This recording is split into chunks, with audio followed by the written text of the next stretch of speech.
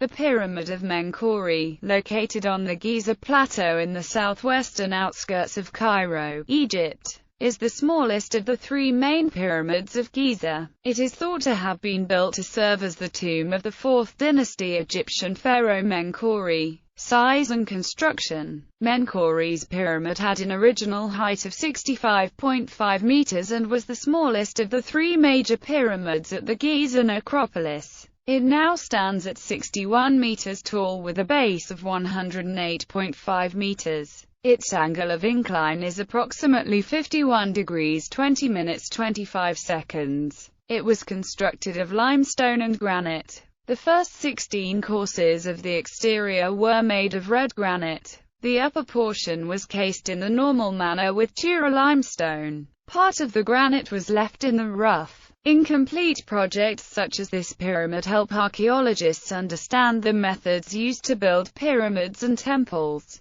South of the Pyramid of Menkaure are three satellite pyramids that are each accompanied with a temple and have a substructure. The southernmost is the largest and a true pyramid. Its casing is partly of granite, like the main pyramid, and is believed to have been completed due to the limestone pyramidion found close by. Neither of the other two progressed beyond the construction of the inner core. Herodotus's legend. Menkaure was allegedly a much more benevolent pharaoh than his predecessors. According to legends related by Herodotus, he wrote the following. This prince disapproved of the conduct of his father, reopened the temples and allowed the people, who were ground down to the lowest point of misery, to return to their occupations and to resume the practice of sacrifice. His justice in the decision of causes was beyond that of all the former kings. The Egyptians praise him in this respect more highly than any other monarchs, declaring that he not only gave his judgments with fairness, but also, when anyone was dissatisfied with his sentence, made compensation to him out of his own purse and thus pacified his anger. The gods, however, ordained that Egypt should suffer tyrannical rulers for 150 years. According to this legend, Herodotus goes on, an oracle reached him from the town of Buto, stating that, 6 years only shalt thou live upon this earth, and in the 7th thou shalt end thy days. Mycerinus, indignant, sent an angry message to the oracle, reproaching the god with his injustice. My father and uncle, he said, though they shut up the temples, took no thought of the gods and destroyed multitudes of men, nevertheless enjoyed a long life. I, who am pious, am today soon. There came in reply a second message from the oracle. For this very reason is thy life brought so quickly to a close. Thou hast not done as it behoved thee. Egypt was fated to suffer affliction 150 years. The two kings who preceded thee upon the throne understood this. Thou hast not understood it, Mycerinus. When this answer reached him, and perceiving that his doom was fixed, had lamps prepared, which he lighted every day at event-time, and feasted and enjoyed himself unceasingly both day and night, moving about in the marsh country and the woods,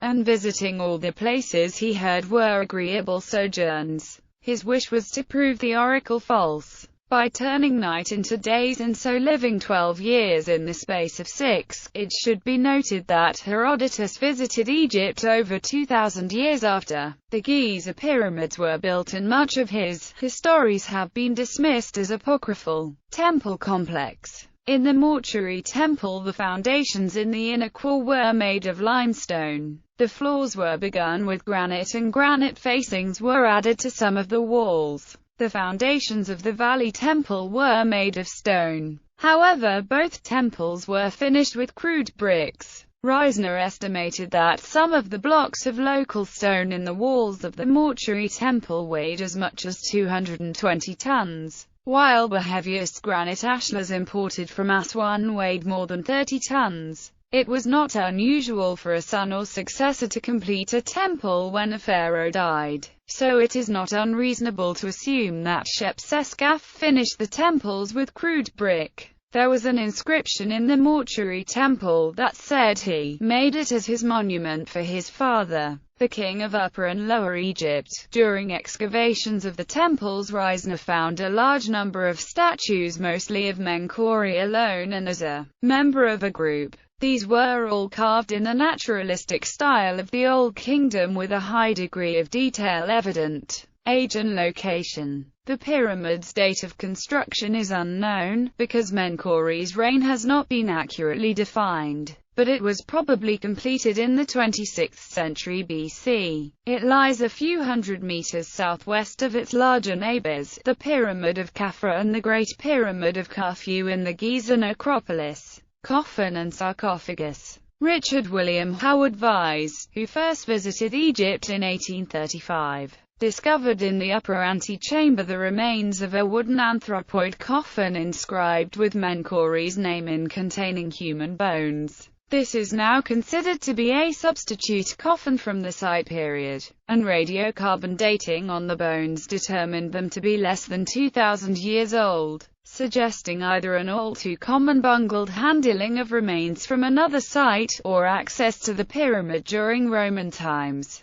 Deeper into the pyramid, Vyse came upon a beautiful basalt sarcophagus, rich in detail with a bold projecting cornice. Unfortunately, this sarcophagus now lies at the bottom of the Mediterranean Sea, having sunk on October 13, 1838, with the ship Beatrice, as she made her way between Malta and Cartagena, on the way to Great Britain. It was one of only a handful of Old Kingdom sarcophagi to survive into the modern period. The anthropoid coffin, however, was successfully transported on a separate ship and may be seen today at the British Museum. Attempted demolition. At the end of the 12th century, Al-Malik al-Aziz Othman ben Yusuf, Saladin's son and heir, attempted to demolish the pyramids, starting with Menkaure's. The workmen whom al-Aziz had recruited to demolish the pyramid found it almost as expensive to destroy as to build. They stayed at their job for 8 months. They were not able to remove more than 1 or 2 stones each day, at a cost of tiring themselves out utterly. Some used wedges and levers to move the stones, while others used ropes to pull them down. When a stone fell, it would bury itself in the sand, requiring extraordinary efforts to free it. Wedges were used to split the stones into several pieces, and a cart was used to carry it to the foot of the escarpment, where it was left. Far from accomplishing what they intended to do, they merely spoiled the pyramid by leaving a large vertical gash in its north face.